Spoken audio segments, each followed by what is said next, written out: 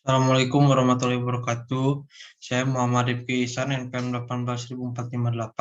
Di sini saya akan mempresentasikan mengenai penyelesaian sengketa melalui arbitrase internasional.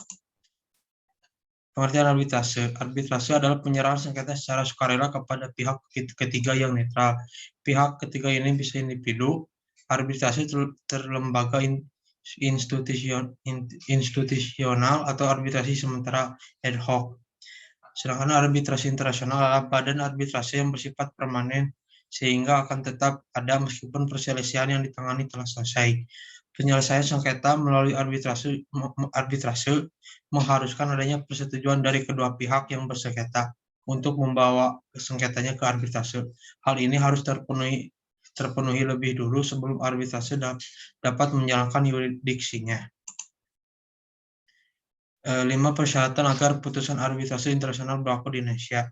Putusan arbitrase internasional dijatuhkan oleh arbiter atau majelis arbitrase di suatu negara yang terkait pada perjanjian bilateral maupun multilateral dengan Indonesia yang perihal pengakuan dan pelaksanaan putusan arbitrase internasional.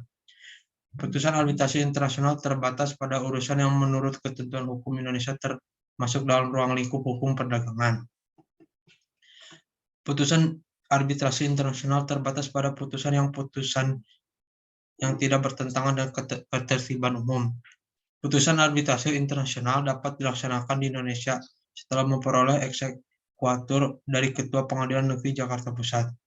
Putusan arbitrase internasional yang menyangkut negara Republik Indonesia sebagai salah satu pihak dalam sengketa hanya dapat dilaksanakan setelah memperoleh eksekuatur dari Mahkamah Agung Republik Indonesia yang selanjutnya dilimpahkan kepada Pengadilan Negeri Jakarta Pusat. Pendaftaran dan permohonan arbitrase. Berdasarkan pasal 8 ayat 2 Undang-Undang Nomor 30 Tahun 1999 tentang arbitrase dan alternatif penyelesaian sengketa Undang-Undang Arbitrase, permohonan arbitrase dilakukan secara tertulis dan memuat lengkap informasi seperti nama dan alamat pemohon dan termohon, penunjukan klausa arbitrase yang berlaku pada perjanjian yang menjadi sengketa, dasar tuntutan, jumlah yang dituntut apabila ada, cara penyelesaian sengketa yang dikehendaki, dan pengajuan jumlah arbiter yang dikehendaki. Penunjukan arbiter. Merujuk pada Undang-Undang Arbitrase Pasal 8 Ayat 1 dan 2, pemohon dan termohon dapat memiliki kesepakatan mengenai arbiter. Kesepakatan ini dituliskan pada permohonan arbitrase yang disampaikan pemohon dalam jawaban termohon. Forum arbitrase dapat dipimpin oleh hanya satu orang arbiter tunggal atau majelis, sesuai dengan kesepakatan kedua belah pihak.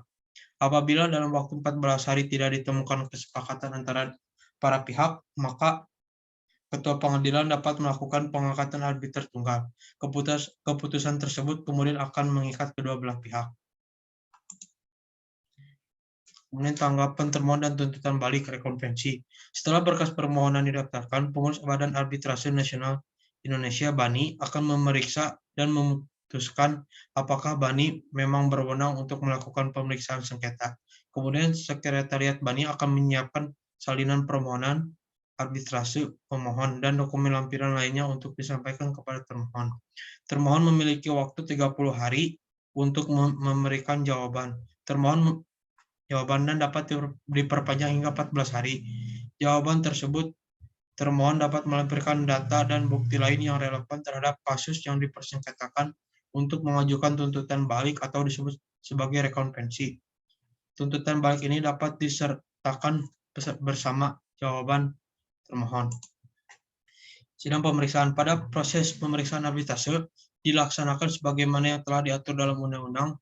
Pengaturan ini antara lain, pemeriksaan dilakukan secara tertutup, menggunakan bahasa Indonesia, harus dibuat secara tertulis, dan mendengar keterangan dari para pihak.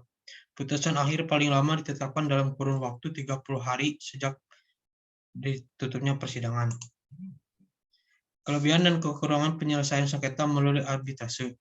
Kelebihan yang sangat menonjol dari arbitrase antara lain, penyelesaian sengketa melalui arbitrase relatif lebih cepat daripada proses berperkara di pengadilan, sebab dalam arbitrase tidak dikenal upaya banding, kasasi, atau peninjauan kembali. Sifat kerahasiaan persidangan arbitrase memungkinkan untuk dilaksanakan secara rahasia apabila para pihak menginginkannya. Putusan arbitrase pada prinsipnya adalah mengikat dan final.